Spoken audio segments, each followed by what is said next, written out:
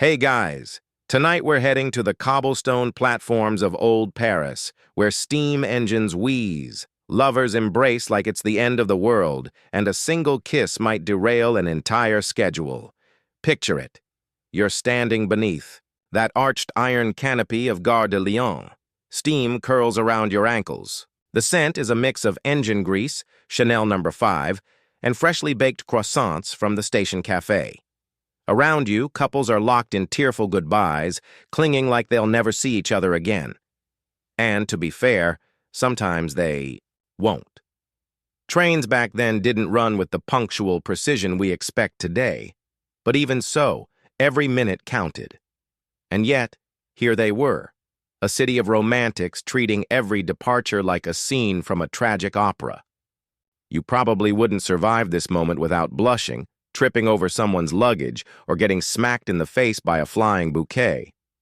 So, before you get comfortable, take a moment to like the video and subscribe, but only if you genuinely enjoy what I do here.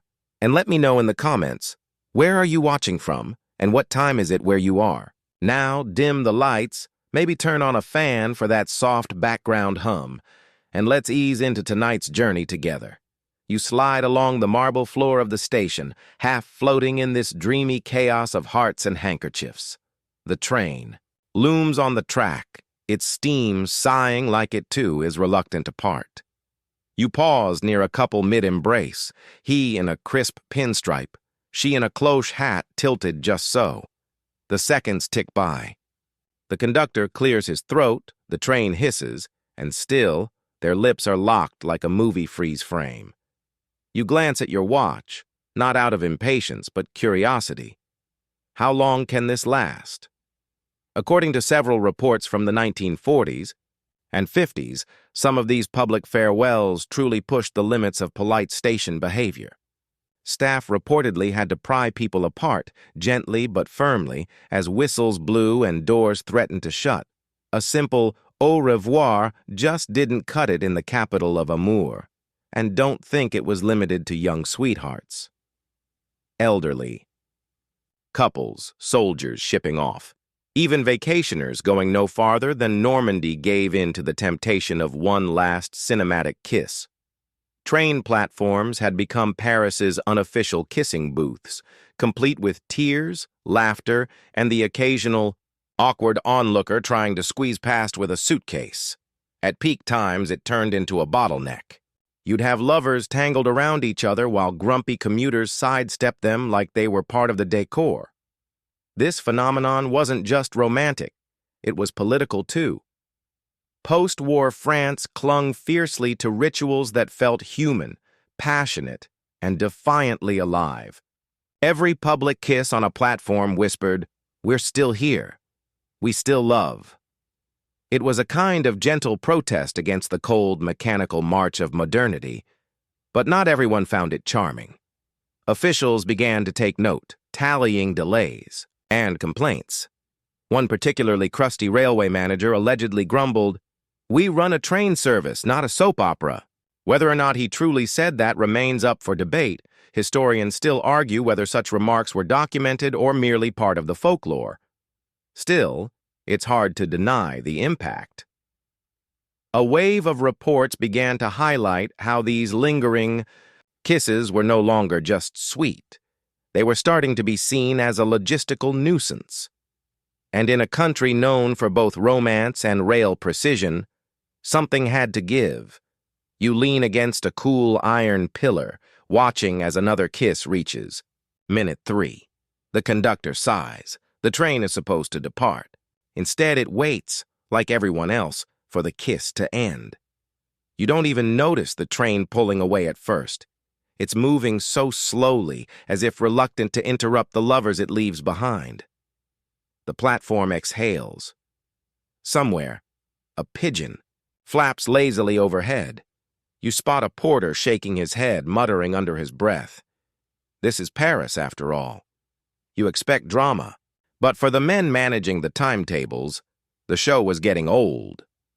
By the early 1960s, the Société Nationale des Chemins de Fer Français, or SNCF, France's national rail company, was tracking delays across major stations like Gare Saint-Lazare, Gare de l'Est, and the famously cinematic Gare du Nord.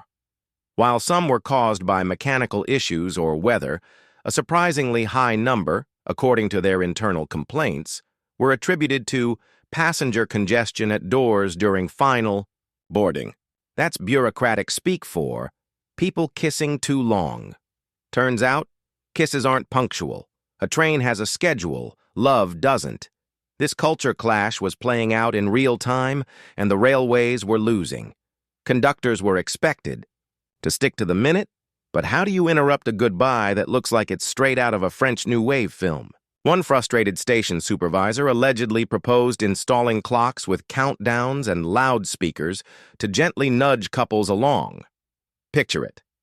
You now have 30 seconds to wrap up your kiss. Romantic? Not exactly. Effective? Historians still argue whether any such system was actually implemented or simply floated and laughed out of the meeting room. Still, changes were coming. Internal memos began floating through the SNCF like whispered warnings. Encourage faster boarding. Discourage loitering near doors. Politely remind passengers that schedules must be respected. You can almost hear the collective sigh of train conductors who'd had to tap shoulders, raise eyebrows, and break up cinematic farewells before they turned into full-blown love scenes. In some circles, the French press even ran gentle editorials, poking fun at the issue. One headline jokingly warned, "Too much passion can derail your train." The accompanying cartoon showed a poor conductor drowning in a sea of smooching silhouettes. Satirical, yes, but not entirely inaccurate. Imagine working the morning shift at Gare Montparnasse. The platform is packed, the sun's barely risen, and you're already behind schedule because a couple in matching trench coats just recreated the final scene of Casablanca. And they're not even boarding the train. They just like the ambiance of. Of course, not everyone found it bothersome. Many Parisians viewed it as part of the city's charm. One commuter reportedly told a reporter, "If the train is 5 minutes late but love is on time, who's really upset?" A lovely sentiment, unless you're a business traveler with a tight connection in Lyon. There were attempts to get clever. Some stations added signs asking passengers to say their goodbyes before stepping onto the platform, though these were about as effective as signs in a bakery asking you not to smell the bread. The kisses continued. So did the delays. And yet, this was more than just a transportation issue. Paris was navigating a post-war identity, balancing progress with nostalgia, structure with soul. Trains might run on rails, but Parisians, they run on romance. Every platform became a tiny theater. Every departure, a closing act. You walk toward the far end of the platform now, past couples clinging and parting. The ironwork above echoes with the gentle hum of overhead wires. The scent of coffee, perfume, and engine oil lingers. You pause, watching a conductor tip his cap, not with impatience but understanding. Maybe he too had once been kissed at Track 9 and missed his own train. The ban, when it came, wasn't quite the dramatic crackdown you might imagine.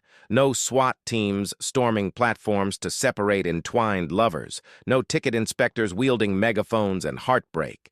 Just a modest, almost sheepish sign posted. Quietly in 1910, yes, that far back, at some of the busiest Parisian train stations. It read, in effect, "No kissing on the platform." Not shouted, just suggested. Tucked among more pressing regulations about luggage limits and smoking. Still, it made headlines. Why? Because it touched something sacred. You picture the scene, the early 20th century, steam billowing, women in corseted travel dresses, men adjusting fedoras. Farewells were long, chaperones were often watching, and time was more fluid. But as train schedules tightened and platforms became dangerously crowded, authorities got nervous. The real concern wasn't romance, it was safety. Kissing couples, Bless them, were frequently blocking doors, leaning too far over tracks, or just refusing to move until the whistle blew. One local newspaper reported that a conductor had to delay a departure by 6 whole minutes because of a particularly dramatic embrace. That might not sound like much, but in train terms, that's a domino effect from Paris to Marseille. So instead of fines or enforcement, railway officials took a gentler approach. They designated special kissing zones just outside the platforms. Yes, really. These romantic demilitarized zones allowed couples to lock lips safely out of the way. Think of them like smooch-specific waiting areas. Helpful? Maybe. Hilarious? Definitely. You almost expect someone to hold up a sign reading, "You may now kiss the passenger." Still, enforcement was spotty at best. As one SNCF employee later joked, "Are we supposed to measure the number of seconds? Who's the official kiss referee?" There were no kiss cops. Only tired platform managers and the occasional whistleblower, literally. Historians still argue whether the no-kissing rule was truly enforced or mostly symbolic. Some claim it was an excuse for rail operators to shift blame for delays. Others think it was part of a broader social push toward modernity and order, less spontaneity, more structure, a kind of bureaucratic fencing in of human nature. Yet Parisians are famously resistant to fencing in. The rule was flouted often and mostly with a shrug. French cinema, after all, had trained a whole generation to believe that passion belonged. Exactly here, on train platforms, in the rain, with a single tear rolling down someone's cheek. To outlaw kisses in that setting, it was like outlawing croissants at breakfast. A fringe magazine even published a tongue-in-cheek protest poem titled "Ode to the Platform Kiss." It compared railway kisses to sunsets, cheese, and national identity. Hyperbolic? Yes, but also very French. The whole situation became something of a social Rorschach test. Older commuters welcomed the rules. Fewer elbows, fewer delays. Young lovers saw them as a challenge. They said no, one student reportedly remarked in 1972. Then we say yes, and louder. Still, over time, the signs faded. The zones were forgotten. No one ever officially repealed the kiss ban. It just melted away like chocolate in a coat pocket. By the late 20th century, you'd be hard-pressed to find a Parisian who even remembered it. But in a way, it worked. Not because people stopped kissing, but because the culture shifted. Trains got faster, platforms got busier, and kisses became shorter, not colder, just more efficient. A hug, a peck, a promise. Text me when you arrive. You walk now past one of those long-forgotten signs, rusted, barely legible. The metal creaks in the breeze. A couple nearby clinks their coffee, cups, their foreheads almost touching. Nobody rushes them. No one tells them to move along. In this city, it seems, romance always gets the final word, even if it runs a few minutes behind schedule. Of course, if you're going to ban kissing on train platforms in Paris, you can expect a fair bit of theatrical resistance. After all, this is a country where even the protests are artistic. So, naturally, the kiss ban became a favorite subject for satire, rebellion, and, perhaps most enduringly, cinema. Filmmakers adored the symbolism. In the post-war decades, French directors routinely staged bittersweet partings at train stations. The kiss, sometimes chaste, sometimes cinematic enough to fog up the lens, became shorthand for everything from doomed affairs to spontaneous joie de vivre. Even in films supposedly about espionage or politics, the platform kiss always found its way in. It was never just a kiss. It was identity, defiance, and probably a metaphor for the human condition. You begin to see how the very existence of the ban made the kiss more powerful. Telling people not to do something romantic in Paris is like asking the moon not to rise over the Seine. Even the quietest couple would suddenly find themselves performing a tiny rebellion, a whispered "je t'aime," a stolen kiss, an exaggerated wave from the train window. In one famously tongue-in-cheek protest in the 1980s, a group of artists staged a kiss-in at Gare de Lyon. They arrived with vintage luggage, faux furs, and hand-drawn placards that read things like, "Make love, not timetables." One woman wore a veil, her partner a top hat. Every time a train departed, they staged a dramatic kiss, dipped like ballroom dancers. The crowd loved it. The guards mostly just rolled their eyes. Historians still argue whether that protest had any legal effect. It didn't, really, but it did remind people of the ban's absurdity. It became a bit of urban folklore. Did Paris really try to ban kissing? Yes. Did anyone really stop? Not a chance. But it wasn't just Parisians making a fuss. Tourists caught wind of the rule, too. Guidebooks from the mid-20th century sometimes included odd warnings like, displays of affection may be frowned upon on platforms. Of course, this only added to the allure. Couples would pose dramatically beside the signs, sharing kisses, as if they were reenacting a scene from Casablanca minus the fog machine. And here's where the story takes one of its delightfully odd turns. In 2009, yes, that recently, the British train company First Capital Connect briefly floated the idea of banning platform kisses at a few of its stations. Their reasoning? The same as Paris a century earlier. Too many people blocking the platform. During rush hour, the backlash, immediate and mocking. One tabloid declared, "Brits told to ditch the smooch." The signs were removed almost as soon as they appeared. It turns out the idea of banning train station kisses had become not just outdated, but mildly comical. It was the sort of rule you could imagine existing in a Wes Anderson film.